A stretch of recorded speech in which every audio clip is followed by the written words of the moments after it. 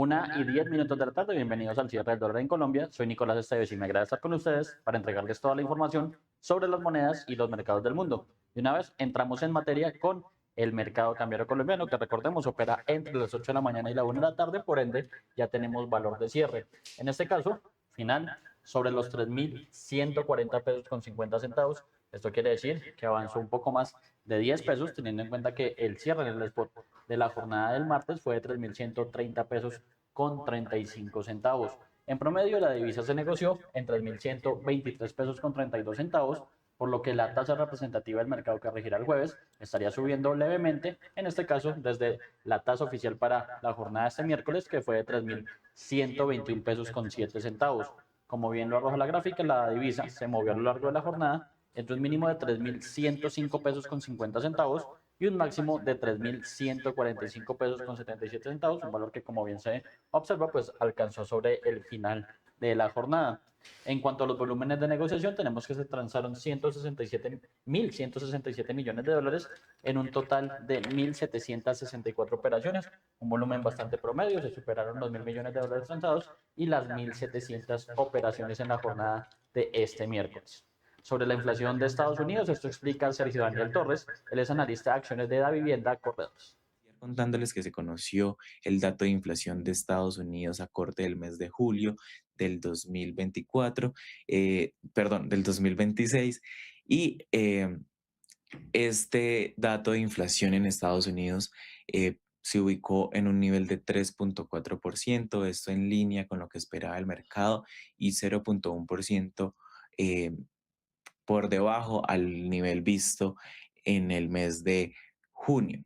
Si vemos en el detalle, el IPC de este país a corte del mes de julio del 2026 aumentó 0,1% mensual en el mes de julio. Como les decía, esto tras reportar una caída del 0,4% vista en el mes anterior, y esto lleva a que en términos anuales el IPC se ubique en 3,4%, lo que representa una desaceleración respecto al 3,5% vista en junio y el 4,2% visto en el mes de mayo. Como les decía, este dato en línea con las expectativas del mercado fue explicado por un nuevo descenso mensual de los costos de energía, teniendo en cuenta que en el mes de julio el petróleo tuvo un menor valor tras posibles acuerdos que se estaban dando en Medio Oriente, y también por un menor ritmo en el aumento de los precios de los alimentos, que solo aumentaron en el mes 0,1%. Si vemos el IPC sin alimentos ni energía, este mensualmente aumentó 0,2% en el mes de julio del 2026. En el plano internacional, el dólar se mantuvo prácticamente sin cambios durante este miércoles, después de que la inflación de los precios al consumidor en Estados Unidos coincidiera con las expectativas de los economistas en julio, lo que alivió las preocupaciones de que un dato positivo pudiera reactivar las expectativas de una subida de tipos por parte de la Reserva Federal, esto en el corto plazo. En los 12 meses hasta julio, el IPC avanzó un 3,4%, tras subir un 3,5% en junio. El IPC subyacente, que excluye los precios volátiles de los alimentos y la energía, aumentó un 2,5% en los 12 meses hasta julio, tras subir un 2,6% en junio. Los operadores han reducido sus apuestas sobre una subida de tipos en la reunión de la Reserva Federal del 15 y el 16 de septiembre, después de que el informe de empleo del viernes mostrara que los empleadores recortaron puestos de trabajo inesperadamente durante julio. Los operadores de futuros de fondos federales ahora estiman una probabilidad del 40% de una subida de tipos en septiembre frente al 44% antes de los datos de este miércoles y el 55% que se registraba hace una semana. En materia internacional, les cuento que Estados Unidos auspiciará a principios de septiembre en Roma una nueva ronda de conversaciones entre Israel y Líbano, según anunció un funcionario del Departamento de Estado de ese país. Estados Unidos auspiciará a principios de septiembre en Roma una nueva ronda de conversaciones entre Israel y Líbano, anunció el martes un funcionario del Departamento de Estado. Washington, aliado de Israel, funge como mediador en este diálogo que busca reducir las tensiones en la zona. El movimiento islamista libanés Hezbollah arrastró a Líbano a la guerra en Oriente Medio en marzo, al lanzar cohetes contra Israel en apoyo a Irán. Israel respondió con intensos bombardeos aéreos y una invasión terrestre en el sur que, según Líbano, causaron más de 4.300 muertos. Israel y Líbano, técnicamente todavía en estado de guerra, firmaron a finales de junio un acuerdo marco que prevé el despliegue del ejército libanés en zonas piloto evacuadas por Israel, que sigue ocupando parte del sur del país, supeditado al desarme de Hezbollah. El movimiento islamista ha rechazado en varias ocasiones este acuerdo y se niega a deponer las armas. Pese al alto el fuego vigente desde junio, Israel sigue llevando a cabo ataques en Líbano. El martes un doble bombardeo dejó un muerto y dañó una ambulancia, informaron los medios estatales libaneses y el Ministerio de Salud, que condenó el continuo ataque contra los socorristas.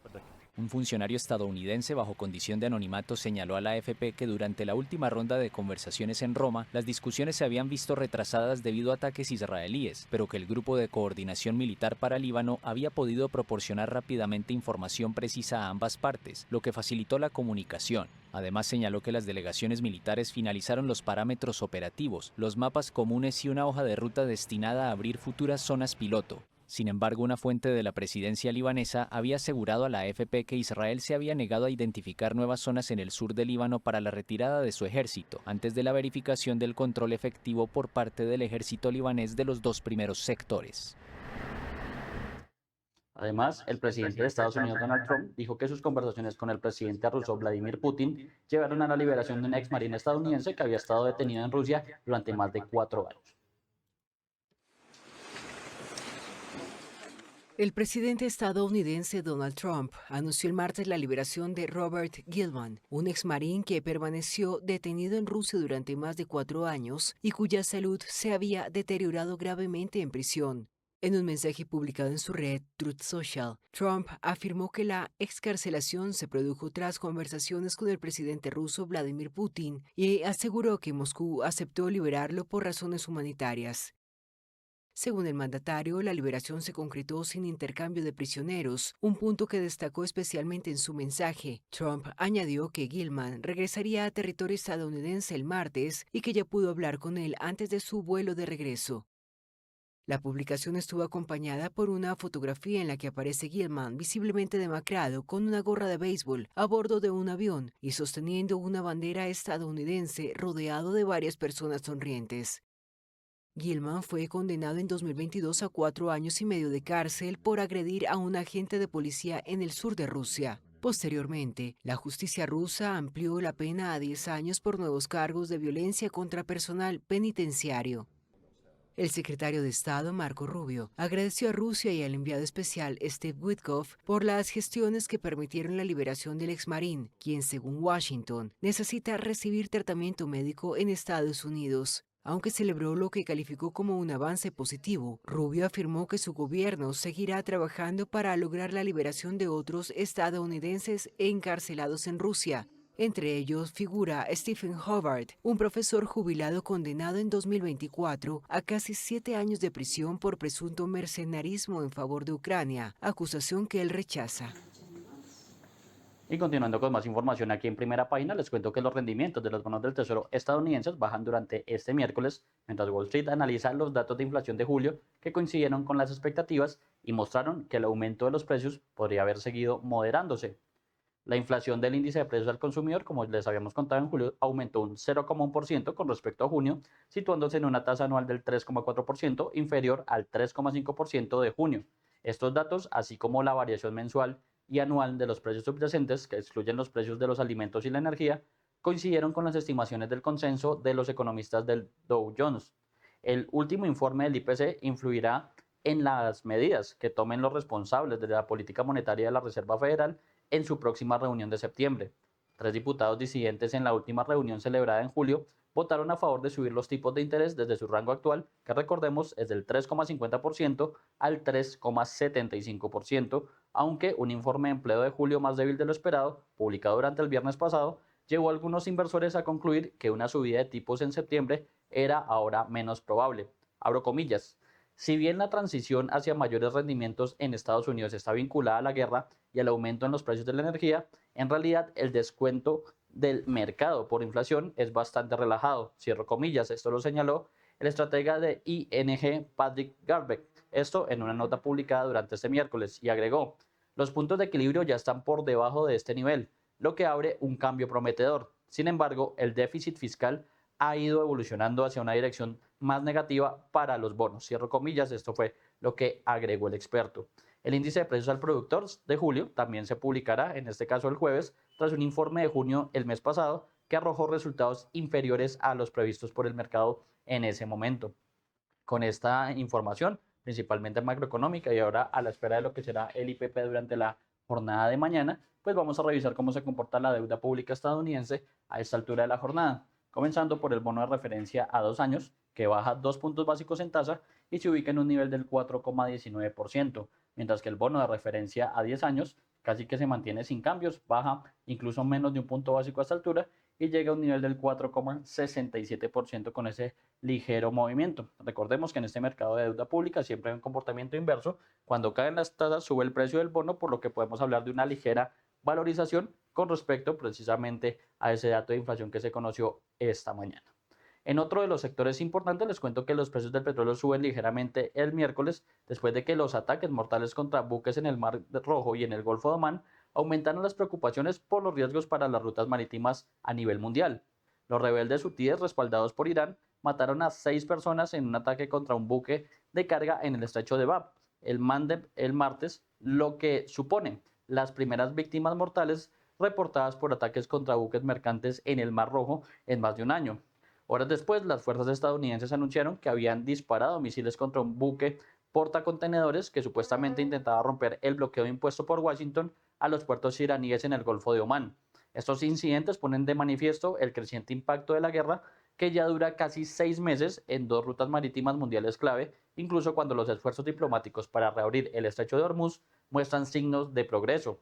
El economista senior de Interactive Brokers, José Torres, afirmó que la preocupación por el suministro de petróleo en Oriente Medio sigue vigente a pesar que los indicios de que Estados Unidos e Irán podrían estar acercándose a un acuerdo sobre el estrecho de Hormuz, pues siguen estando también latentes. Pakistán ha expresado su optimismo de que Washington y Teherán puedan llegar a un acuerdo, pero Torres dijo que los mercados aún esperan avances concretos.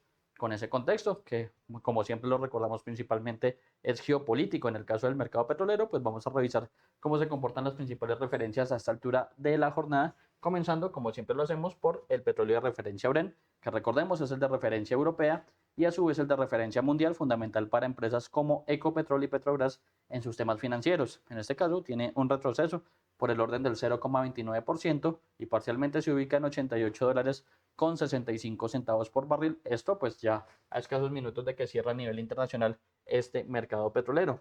Mientras que el WTI, el West Texas Intermediate de referencia estadounidense, también cae un poco por el orden del 0,40%, específicamente 0,41% y se ubica en $82,86. Muy seguramente este comportamiento pues ya faltando ya pocos minutos pues se va a confirmar y cerrarán una jornada a la baja después de una subida importante durante la sesión del lunes y también un arrastre de las mismas en la sesión del martes. Sin embargo, pues a esta altura siguen subiendo más de 5% a nivel semanal ambas referencias del crudo a nivel internacional.